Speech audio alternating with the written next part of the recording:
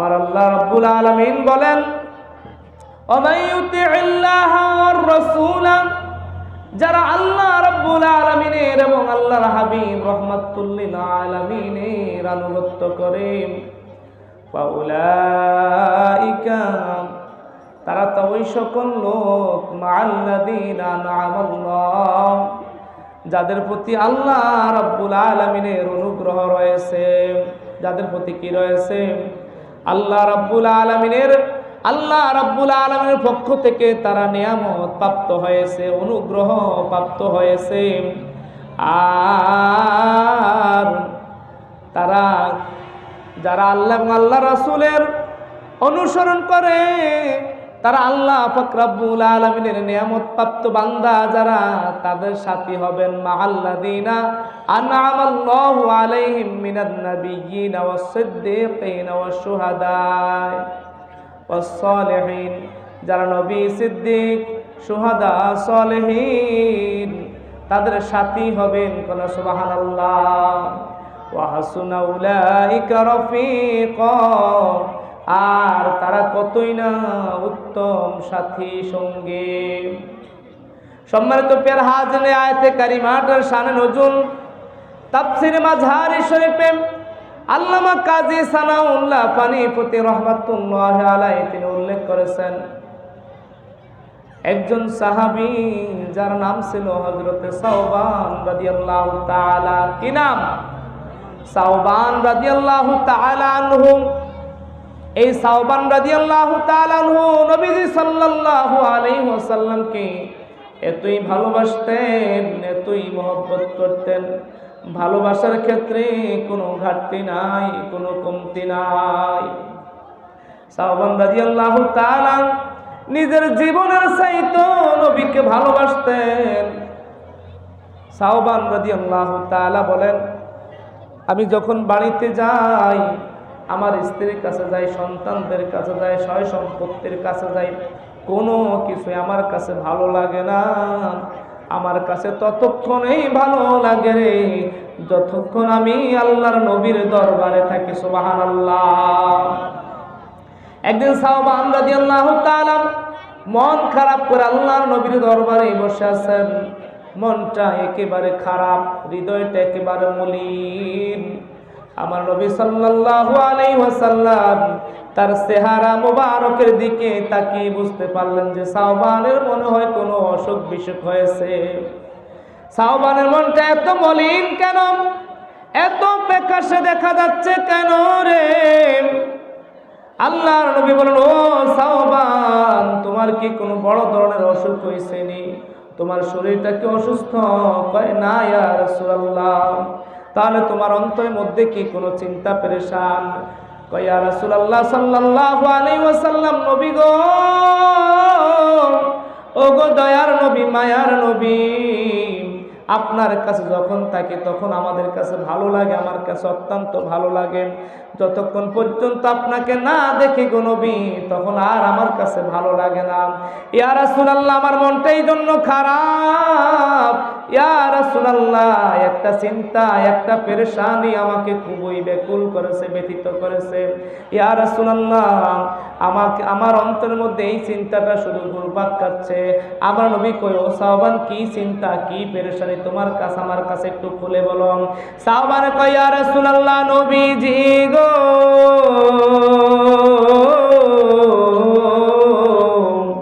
ইয়া হাবিবাল্লাহ, নবী, আমি চিন্তা করেছি আমিও ইন্তেকাল করব, আপনি নবীও ইন্তেকাল করবেন। ইয়া রাসূলুল্লাহ, নবী গো, আপনি যদি ইন্তেকাল করেন আপনার স্থান হবে মাকামে মাহমুদে। কোথায়? আপনার স্থান হবে মাকামে মাহমুদে। আর জান্নাত তো আল্লাহ বানাইছেন 8টা। আমি যদিও কষ্টে মিষ্টে জান্নাতে যাই, হতে পারে আল্লাহ রাব্বুল আলামিন আমাকে সর্বনিম্ন যে জান্নাতটা ওই জান্নাতের মধ্যে আমাকে রাখবেন। ইয়া রাসূলুল্লাহ সাল্লাল্লাহু আলাইহি ওয়াসাল্লাম, নবী গো, দুনিয়ার বুকে আপনাকে একটা মিনিটের জন্য না দেখতে পাইলে সহ্য করতে পারি না গো ইয়া রাসূলুল্লাহ। ইয়া রাসূলুল্লাহ, বাড়িতে যাই, সন্তানদের কাছে যাই, স্ত্রীদের কাছে যাই, স্ত্রীর কাছে যাই, কোনো কিছুই ভালো লাগে না আপনি নবীকে ছাড়া। ইয়া রাসূলুল্লাহ সাল্লাল্লাহু আলাইহি ওয়াসাল্লাম, আপনার যখন ইন্তেকাল হয়ে যাবে, আমার ইন্তেকাল হয়ে যাবে, আপনি থাকবেন জান্নাতের মধ্যে এক প্ল্যাটফর্মে, আর আমি থাকবো জান্নাতের মধ্যে আরেক প্ল্যাটফর্মে।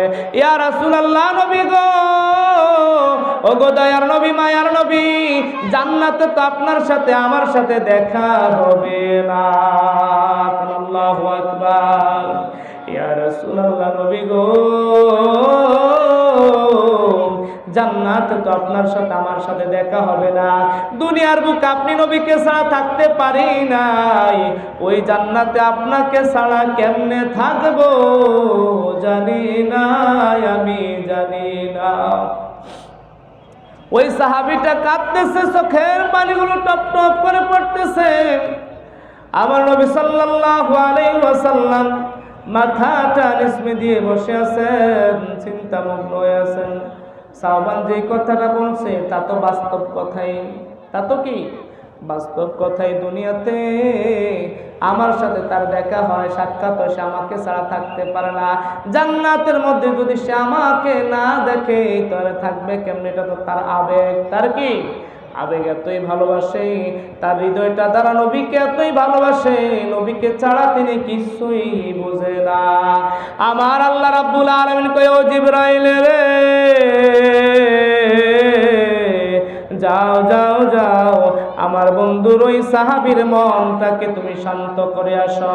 আমার আল্লাহ রাব্বুল আলামিন আয়াতে কারিমা নাজিল করে দিলেন পবিত্র কোরআনের সূরাতুন নিসার 69 নম্বর আয়াত, ওয়া মাইয়ুতি'আল্লাহ ওয়ার রাসূলা ফাউলাইকা মা'আল্লাযীনা আন'আমাল্লাহু আলাইহিম মিনান নাবিয়্যিনা ওয়াস-সিদ্দীকিনা ওয়াশ-শুহাদা'i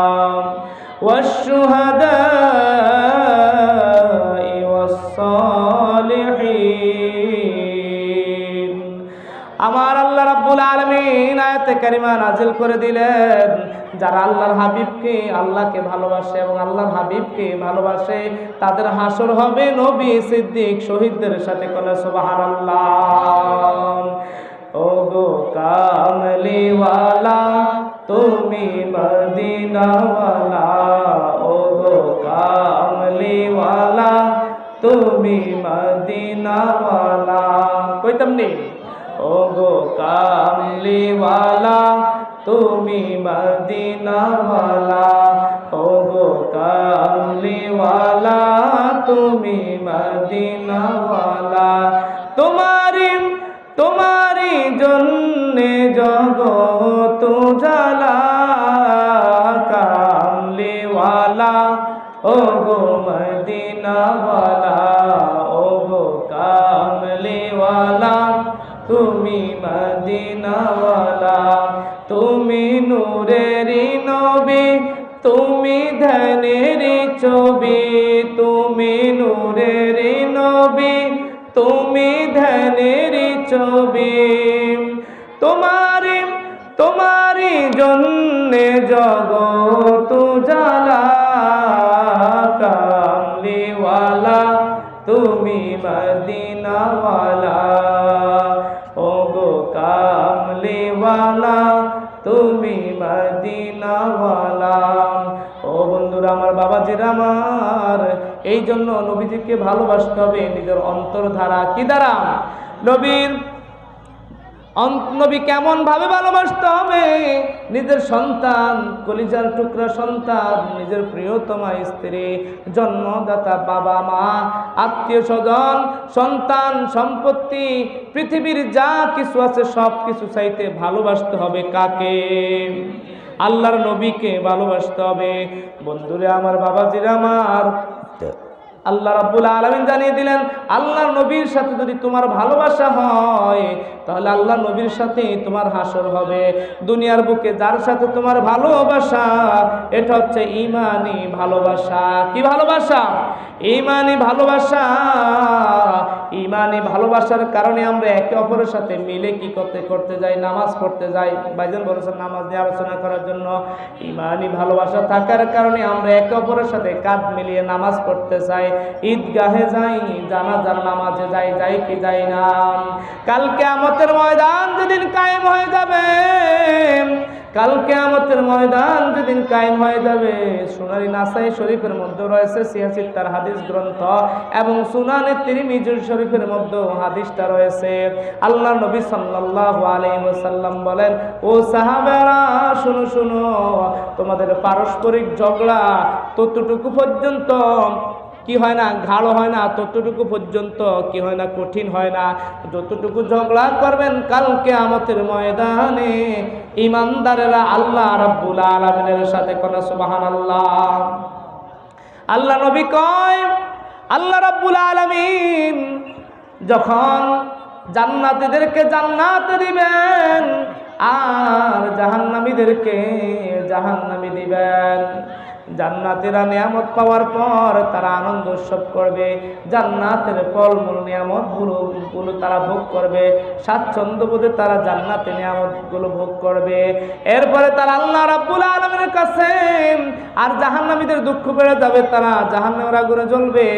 কিন্তু ওই ঈমানদার বান্দারা বলবে, ওগো আল্লাহ রাব্বুল আলামিন, একদল ঈমানদার বান্দা আছে, তারা বলবে, ওগো আল্লাহ রাব্বুল আলামিন, আমাদেরকে আপনি জান্নাত দিয়েছেন, কিন্তু আমাদের কিছু কিছু ভাই যারা আমাদের সাথে নামাজ পড়েছে, আমাদের সাথে রোজা রেখেছে, আমাদের সাথে হজ করেছে, আমাদের সাথে ঈদগাহে গেছে, আমাদের সাথে মাহফিল ময়দানে এসেছে, আজকে আমাদেরকে আপনি জান্নাতে দিয়েছেন, তাদেরকে জাহান্নামে দিয়েছেন, এটা তো মানা যায় না। এটা কি যায় না? মানা যায় না। আল্লাহ রাব্বুল আলামিন বলবেন, যাও যাও যাও, যাদের অন্তরে ঈমান আছে তাদেরকে তোমরা কি করো? জাহান্নাম থেকে মুক্ত করে জান্নাতের দিকে টেনে নিয়ে আসো। সুবহানাল্লাহ। যায়া দেখবেন কারো পায়ের গোছা পর্যন্ত জাহান্নামের আগুন জ্বলতেছে, কারো পায়ের পাতা পর্যন্ত জ্বলতেছে, কিন্তু আগুন তাদেরকে স্পর্শ করতে পারে না। সুবহানাল্লাহ। কি জন্য? তাদের অন্তরে ঈমান থাকার কারণে। এরপর আল্লাহ বলবেন, যাও যাও, যাদের অন্তরে অনুপরিমাণ ঈমান আছে, সরিষা দানা পর্যন্ত ঈমান আছে, তাদেরকে তোমরা জাহান্নাম থেকে টেনে জান্নাতের দিকে নিয়ে আসো। না সুবহানাল্লাহ। সম্মানিত প্রিয় হাজিরিন, এই জন্য নামাজ পড়বো জামাতের সাথে না জামাত ছাড়া, জামাতের সাথে নামাজ আদায় করতে হবে। আল্লাহ রাব্বুল আলামিন বলেছেন, ওয়া আকিমুস সালাতা ওয়া আতুজ যাকাতা ওয়ারকাউ মা'আর রাকিঈন, যে তোমরা নামাজ কায়েম করো এবং যাকাত প্রদান করো, আর রুকুকারীদের সাথে রুকু করো। এই রুকুকারীদের সাথে রুকু করার মানে হচ্ছে জামাতের সাথে সবাই যেমন সারিবদ্ধভাবে একত্রিত হইয়া মসজিদে যাইয়া একসাথ হইয়া সবাই মিলে যে একসাথ হইয়া রুকু করে, তুমিও তাদের সাথে শামিল হইয়া কি করো? রুকু করো, নামাজ পড়ো। সুবহানাল্লাহ। অপর বর্ণনা এসেছে, ইহুদিদের নামাজের মধ্যে রুকু ছিল না, এই জন্য ঈমানদার মুসলমান যারা তাদের সাথে একত্রিত হইয়া যেন নামাজ আদায় করে। সুবহানাল্লাহ। তাহলে আল্লাহর ওলিদের দরবারে যাওয়া, নামাজ পড়া, সব কিছুর মাধ্যমে একজন মুসলমান আরেকজন মুসলমানের সাথে কি হয়? পরিচিতি লাভ করে। কি করে? পরিচিতি লাভ করে। একজন মুসলমান আরেকজন মুসলমানকে চিনে। আমি যদি কন্টিনিউভাবে মসজিদে যাই, নামাজ পড়ি, তাহলে আমার সাথে আমার পাড়া পড়শি মুসল্লি যারা আছে, সে কি নিয়মিত নামাজি নাকি অনিয়মিত নামাজি পরিচয় হয় কি হয় না? এখন কিছু কিছু মুসল্লি আছে সাপ্তাহিক, শুধু শুক্রবারে যায়। এখন অন্যান্য মুসল্লিরা কয় এটা আইছে সপ্তাহে একদিন হাজিরা দিতে আইছে, কয় কি কয় না? আর যে ব্যক্তি 5 ওয়াক্ত নামাজ ঠিক মতো মসজিদে এসে পড়ে তাকে কি করে? ভাই আসেন আপনি আমার কাছ দিয়ে বসেন, তাকে আগের ভাগে কি করে দেয়? জায়গা তৈরি করে দেয়। আর ওই 2 রাকাত পড়েন না, সবার শেষে মসজিদে ঢুকবো, সাপ্তাহিক মুসল্লি যিনি উনি সবার শেষে মসজিদে ঢুকবো, শেষের কাতারে দাঁড়াইবো, হুজুরের সালামটা ফিরাইবো, ফিরানোর সাথে সাথে মুনাজাত না দিয়ে মসজিদ থেকে বাইরে হয়ে যায়। তাদের জন্য আল্লাহর লানত। তারা কি করে না? মুনাজাতও দেয় না। আর যখন মাহফিলে দাওয়াত দিতে যায় তখন বিভিন্ন শায়েখ পূজারীদেরকে দাওয়াত দেওয়ার জন্য আমন্ত্রণ জানায়, ঠিক কিনা কন? এরা ওই সমস্ত যুব সমাজ যারা আমাদেরকে ভালো লাগে না, আমাদের আহলুস সুন্নাত ওয়াল জামাতের আলেম ওলামা তাদেরকে তাদের ভালো লাগে না। তাদের নামাজের মধ্যে সুন্নত নাই, কি নাই? সুন্নত নাই, আগের সুন্নত নাই, পরের সুন্নত নাই, শুধু 2 রাকাতের মুসল্লি। আর তারা শুনেন ওই শায়েকদের ওয়াজ, যে সকল শায়েকরা বলে যে তোমরা ফরজ পড়বা, সুন্নতের দরকার নাই, সুন্নত না পড়লে কোনো গুনাহ হবে না। এরকম কিছু শায়েক আছে না নাই? যারা আল্লাহর ওলিদেরকে দেখতে পারে না, যারা পীর মাশেকদেরকে দেখতে পারে না, যারা মাযহাবের ইমামদেরকে দেখতে পারে না, ওই সকল শায়েকদের জন্য তারা পাগল। যেমন মুসল্লি তেমন নির্বাচন করে তাদের শায়েক, ঠিক কিনা কর? আমার কথাকে আপনারা বেজার হয়েছেন নি কোনো? সম্মানিত প্রিয় হাজির, হক্কানি আলেম ওলামা পীর মাশেকদেরকে আজকের যুব সমাজের কাছে ভালো লাগে না। তাদেরকে যারা নাচাইতে পারবে, গাওয়াইতে পারবে, বিভিন্ন কিচ্ছা কাহিনী বলতে পারবে, মানে আপডেট কিছু প্রফেশন, কিছু মোটিভেশন, কিছু কথাবার্তা বলবে, তাদের ভালো লাগে। অথচ তাদের না আছে আল্লাহর ওলিদের প্রতি মহব্বত, না আছে নবী রাসূলদের প্রতি মহব্বত, না আছে তাকওয়া তাদের মধ্যে। আল্লাহ আমাদের সমাজকে হেফাজত করুন, বলুন আমিন। সম্মানিত প্রিয় হাজির, আরেকটি হাদিস বলে আমি শেষ করে দিচ্ছি। সেটি হচ্ছে যে আমি একটি কোরআন আয়াত তেলাওয়াত করেছি। আল্লাহ রাব্বুল আলামিন বলেছেন, ইয়া আইয়ুহাল্লাযীনা আমানুত্তাকুল্লাহ ওয়াবতাগু ইলাইহিল ওয়াসিলা। হে ঈমানদারগণ, তোমরা আল্লাহ রাব্বুল আলামিনকে ভয় করো, আর কি করো? তোমরা ওসিলা তালাশ করো। ওসিলা মাধ্যম। আমরা মাধ্যম কাদের মাধ্যমে নিব? মাধ্যম হচ্ছে আউলিয়া কেরাম। মাধ্যম কি? আউলিয়া কেরামদেরকে ভালোবাসতে হবে। আর এই দুনিয়া যার সাথে যার ভালোবাসা, তার সাথে তার হাসর। সম্মানিত বন্ধুরা, একজন নামাজের সাথে যদি আপনার ভালোবাসা হয়, একজন নামাজের সাথে আপনার হাসর হবে। কিন্তু আপনি যদি বেনামাজি হন, তাহলে আপনার হাসর হবে ওই ফেরাউন, হামান, নমরুদের সাথে। আমরা কি কাদের সাথে জান্নাতে থাকতে চাই? আমরা নবী, সিদ্দিক, শুহাদা, সালেহিনদের সাথে জান্নাতে থাকতে চাই কি চাই না? আউলিয়া কেরামদের সাথে জান্নাতে থাকতে চাই কি চাই না?